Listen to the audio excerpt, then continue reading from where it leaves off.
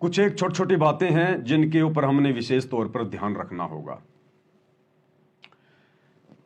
आप और हमारे ऊपर गुरुदेव ने वर्तमान में जो दया की है, जो रजा बख्शी है, भाई और बहनों, ये दया इस सृष्टि में किसी के ऊपर नहीं है, सृष्टि में किसी के ऊपर। 5 ज्योतियों के साथ में पूर्ण ब्रह्म परमात्मा कबीर देव सतगुरु रामपाल जी परमात्मा जी की आरती उतारने का जो सौभाग्य है, वो इस कलयुग की बिचली पीढ़ी में चंद आत्माओं को मिलता है। आने वाले समय में तो पूरी दुनिया उतारेगी, नाक रगड़ रगड़ के उतारेगी, और दूसरा कोई ऑप्शन किसी के सामने रहेगा ही नहीं।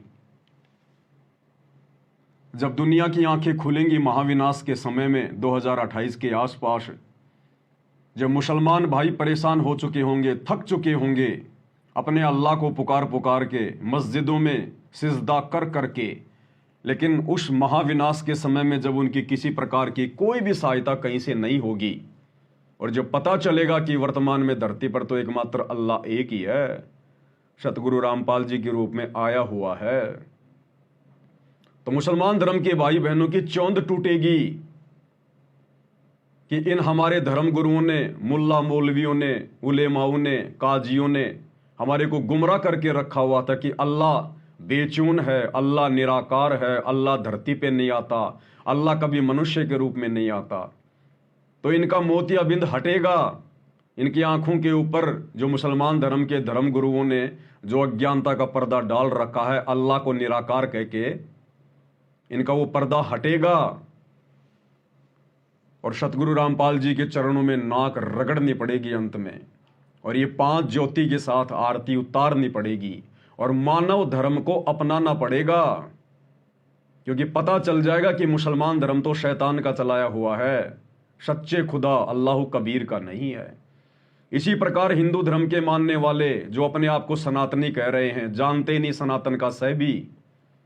किसी से भी पूछ लो भाई 4 वेदों के क्या नाम है, गीता जी में कितने श्लोक हैं, गीता जी में कितने अध्याय हैं, जरा गीता जी का कोई एक श्लोक तो सुनाओ।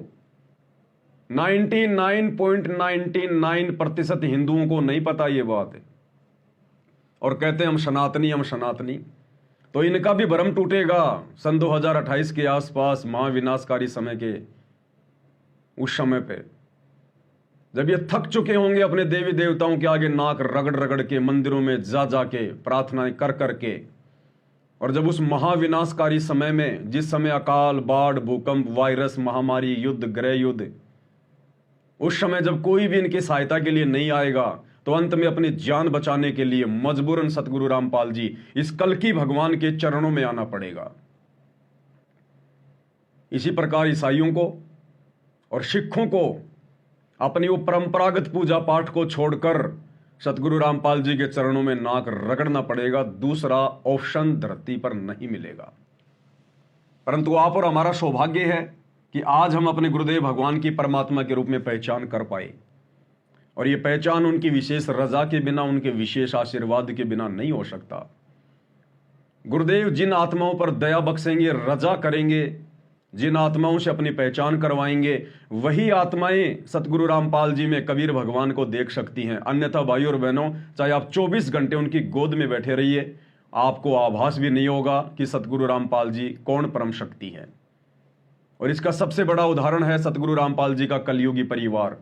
सतगुरु रामपाल जी के बेटा बेटी, भाई बंधु, रिश्तेदार, उनकी पत्नी, उनके आड़ोसी पाड़ोसी, उनके रिश्तेदार, ये कोऑर्डिनेटर, आज ये लोग अंधकार में हैं।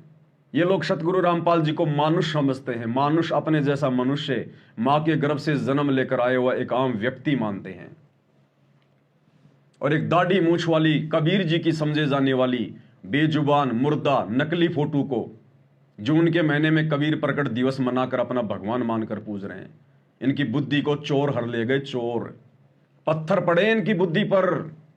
सतगुरु रामपाल जी की 90% संगत के बुद्धि पे पत्थर पड़े हैं। ये बुद्धि परमात्मा ने केवल अपने सत्सेवक बच्चों की खोली है, जिन्हें आज अपने गुरु में परमात्मा दिखाई दे रहा है। और गुरु को परमात्मा माने बिना इस कलयुग की पिछली पीढ़ी में आप सतलोक का दरवाजा भी नहीं देख सकते। दरवाजा भी, सतलोक में परमानेंट बैठना तो बहुत दूर की बात है। इसीलिए तो आदरणीय गरीबदास जी ने 350 साल पहले अपने सदग्रंथ साहिब में बार बार जिक्र किया है, गुरु मानुष कर जानते वो नर कहिए अंध, ओए दुखी संसार में आगे काल के फंदे। कबीरा ते नर अंध हैं जो गुरु को कहते और, हरि के रूठे ठोर है सतगुरु के रूठे नहीं ठोर। 7 दीप 9 खंड में गुरु से बड़ा ना कोई, करता करे ना कर सके सतगुरु करे सो होए। दास गरीब कहे नर लोई, सतगुरु को चीने बिरला कोई। कोई बिरले आत्मा होंगी जो अपने गुरु में परमात्मा के दर्शन करेंगी और हृदय से आत्मा से अपने गुरु को ही परमपिता परमेश्वर मानकर अन्य सबको अपने घर से बाहर निकालकर केवल अपने गुरु को हृदय में बैठाकर उनकी पूजा करेंगी। हर वो आध्यात्मिक क्रिया करेंगी जो मर्यादाओं के अंदर है और जो गुरु को प्रसन्न करने वाली हैं।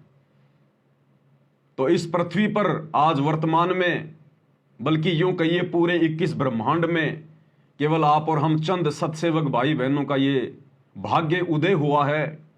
और इस भाग्य उदय के लिए हमने गुरुदेव भगवान का बारंबार धन्यवाद करना चाहिए, दंडवत प्रणाम करना चाहिए कि हे गुरुदेव भगवान, आपने हम नीचों पर कैसे दया बख्शी। 8 अरब की जनसंख्या है पूरे विश्व की, उसमें से लाखों को आपने अपनी शरण में भी ले लिया। उन लाखों की भी अभी तक बुद्धि नहीं खुली है। 20-20 साल हो गई, 33 साल हो गई। हे गुरुदेव, आपके बेटा बेटी भाई बंधु रिश्तेदार उनकी भी बुद्धि नहीं खुली अभी तक, वो भी आपको नहीं पहचान पा रहे। क्योंकि हरियाणा में कहावत है कि दीपक के नीचे हमेशा अंधेरा रहता है और घर का जोगी जोगना, बाहर का जोगी सिद्ध। 1000 किलोमीटर दूर का भगत अपने गुरु को पहचान जाएगा, अपने गुरु से डर के भक्ति करेगा, लेकिन जो गुरु के अंग संग रहते हैं, जो आसपास रहते हैं, वो गुरु को मानुष मानकर वैसा ही बर्ताव करते हैं और अंत में उनको धोखा हाथ लगता है। धोखा भाई जो गुरु बचन पे डट गए, कट गए फंद 84 के, कट गए फंद 84 के, कट गए फंद 84 के।